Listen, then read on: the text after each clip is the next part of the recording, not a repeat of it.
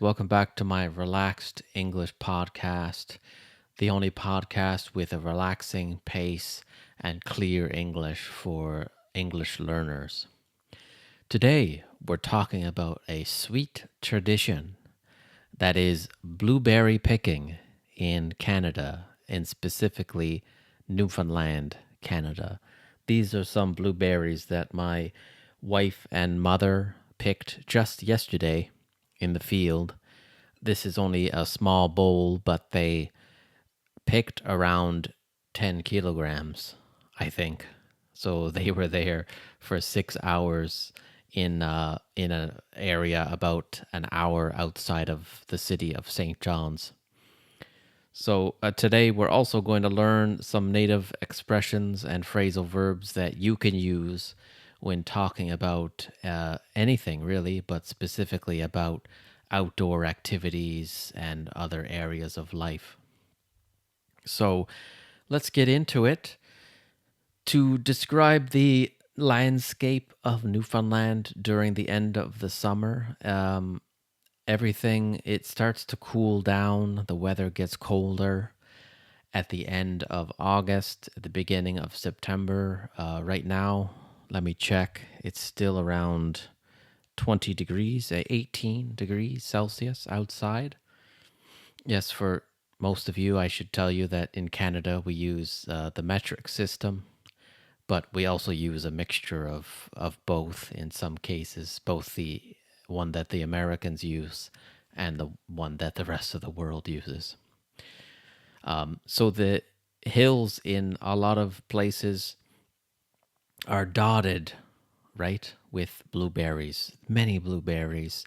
If you go to sometimes the top of hills where there are small bushes, not big trees, of course, the blueberries don't usually grow under them, but where there are bushes, you can see that there are blueberry bushes. It's a bush about maybe 30, maybe 40 centimeters tall, and usually they're full of blueberries. Like this much could be just in one little square, like about this big.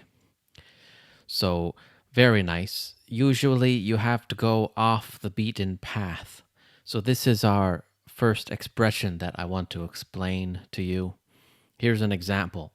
Most of the best blueberry spots are off the beaten path, quiet, untouched places locals know well. So, do you understand? Off the beaten path? When we use the word in English beat, like to beat something like a tree, we mean to beat it down like this. So, on a trail where a lot of people walk, it beats down the grass, the bushes, everything is down, right? So the beaten path is the normal trail that people go on. But when you go off the beaten path, it means you kind of go into the forest where not many people go. So that's what it means when you say off the beaten path. We can also say, like me, I love traveling to countries off the beaten path. That means I don't like going to ordinary vacation spots, like, for example, Florida in the United States, or the Dominican Republic, or Paris, France. Of course, those places are nice. But I like to go to very exotic or off the beaten path countries, like I'd like to go to Uzbekistan or maybe Turkmenistan if I could. Countries that not a lot of people go to, and they have a unique culture. So that's how we can use off the beaten path. So back to blueberry picking. It has a long history in Canada. I think blueberries actually come from North America. I don't think you can traditionally find them anywhere else, but maybe I'm wrong. Usually, ever since I was a child growing up in this part of Canada, I noticed how people they bring their families and they go into nature to pick them, and they usually use something called a beef bucket. It looks something like this. I brought one that's similar, like this. This was a container from Costco of coconut oil. But usually, buckets like this in the east of Canada, especially Newfoundland, had meat inside of it. It was meat that was cured. And cured meat means meat that you added salt and preservatives to so that it doesn't go bad. And we usually people would use a beef bucket to go and get their berries in the early fall time. And it's funny that we still do this today. I don't eat a lot of preserved beef, but it can be delicious. And people, what do they make? They make jams, they make blueberry pies. I know even some people who have tried to make blueberry wine. That's fantastic. And you can actually try that if you visit Newfoundland. We have blueberry wineries, wineries that specifically make wine out of all types of berries. So here's another expression, and let me read the sentence to you first this time and see if you can understand it. About blueberry picking, people usually pack a lunch, bring buckets, and make a day of it. It's not just about berries, it's about the experience. So, what does that mean, make a day of it? Well, that means to basically spend the whole day enjoying the situation, enjoying the atmosphere, enjoying being together with friends. You make a day of it. Usually, it's your whole day, maybe on a weekend where you kind of can relax. So, I can say for me, I know that some of my students are from Eastern Europe, so they might say, sometimes we like to go into the forest with some kebabs, or as they call it, shashlik, and we make the day of it. It means we enjoy being there the whole day and in that activity. So perhaps you can write down on the bottom in the comments what kind of things you like to make a day of on your weekends.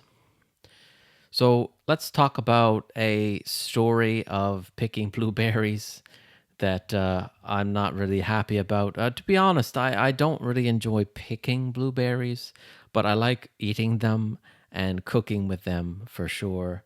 I'm the family cook, so I like to make blueberry cheesecake and blueberry pie from time to time, occasionally. But I remember what happened one year. Um, the place where my parents and my wife like to go is on a hill, and it takes around maybe 15 minutes to climb up the hill or less.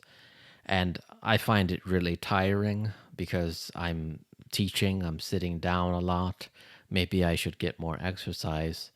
But one year, instead of picking, I just went up there with my wife, and I brought a book and a bottle of some alcohol, just a little bit of gin, and I was just sipping and enjoying the nature while she was picking.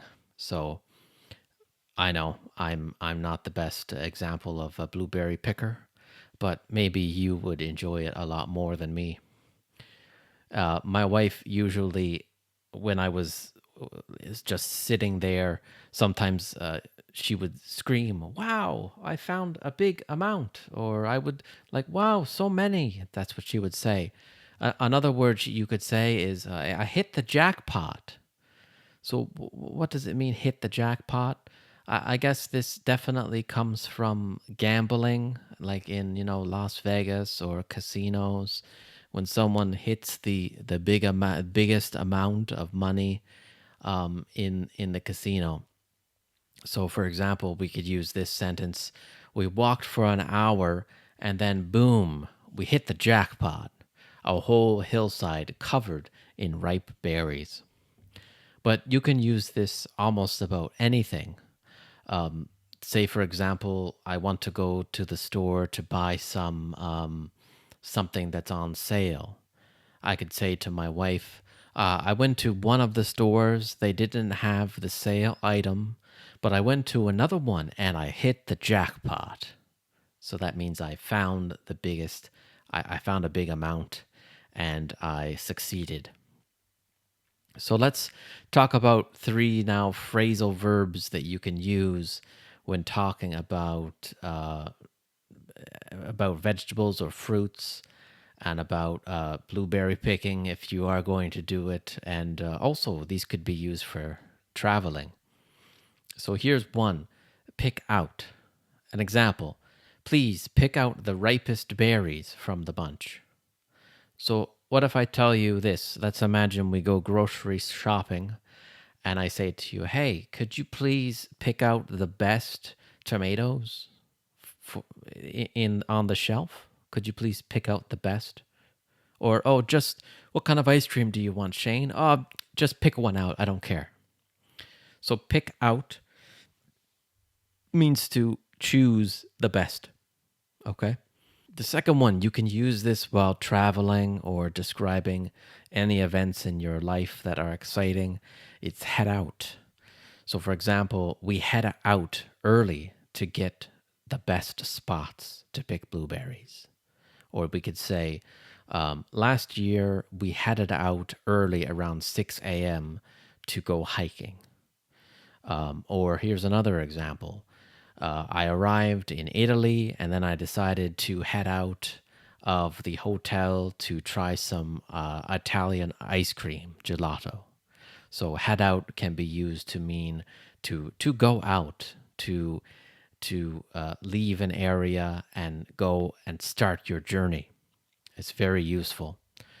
What about fill up? Well, let me get my bucket back. This means to slowly fill your bucket. So the direction is going up. So we say fill up instead of just fill. So non-native speakers will say, I want to fill my bucket. But native speakers would say, I want to fill up my bucket. Okay? Or maybe I want to fill up my coffee cup.